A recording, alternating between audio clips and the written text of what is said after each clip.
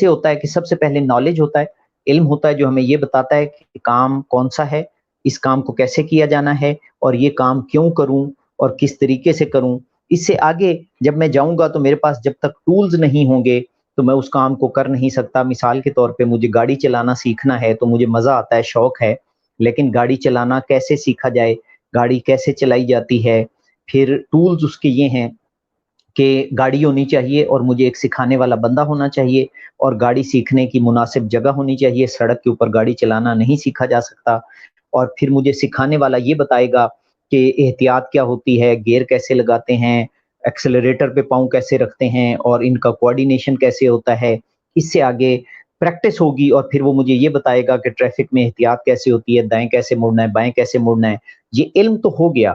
جب تک میں پریکٹس نہیں کروں گا میرا علم میرے اندر صلاحیت پیدا نہیں کرے گا، اور پریکٹس کرنے کے بعد وہ صلاحیت میرے اندر پیدا ہوگی، اور صلاحیت جب ایک خاص حد سے آگے نکلے گی تو وہ میرے سٹیبل پرسنالٹی کریکٹر کا حصہ بن جائے گی۔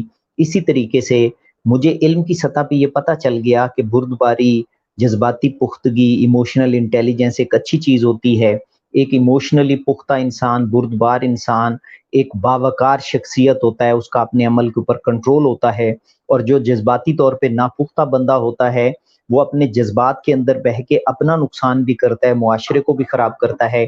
یہ علم کی سطح ہو گئی۔ جذبات کہاں سے نکلتے ہیں، جذبات کو کیسے قابو کرنا ہے، یہ بھی علم کی سطح ہو گئی۔ اب اس کے ٹولز کیا ہیں اور پھر اس کو پریکٹس کیسے کیا جانا ہے۔ تو ٹولز ہم نے کچھ آپ کے ساتھ شیئر کیے کہ سب سے پہلے آپ اپنے تھاٹس کو، ایموشنز کو مانیٹر کرنا شروع کریں، پھر آپ اپنے تھاٹس اور ایموشنز کو ایک خاص پروسیس کے تحت اس کا کریں۔ اس کا آپ کے ہم نے شیٹس بھی شیئر کیں اور دوسری پریکٹسز بھی دیں، اور مزید آگے بھی آپ کے ساتھ شیئر کرتے چلے جائیں گے۔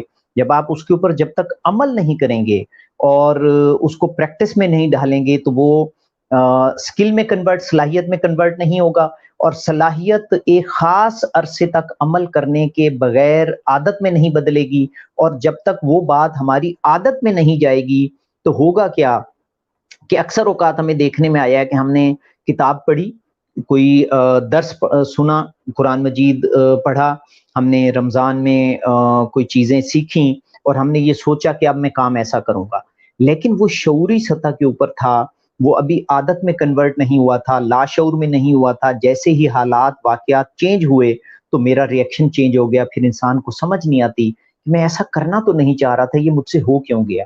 وہ ہو اس وجہ سے گیا کہ ابھی وہ چیز میری عادت میں کنورٹ نہیں ہوئی تھی، اس لیے عادت بنانا، ان چیزوں کو مسلسل عمل کر کے، یہ انتہائی ضروری ہے۔ اس کے بغیر ہمارے کریکٹر میں پختگی نہیں آتی ہے۔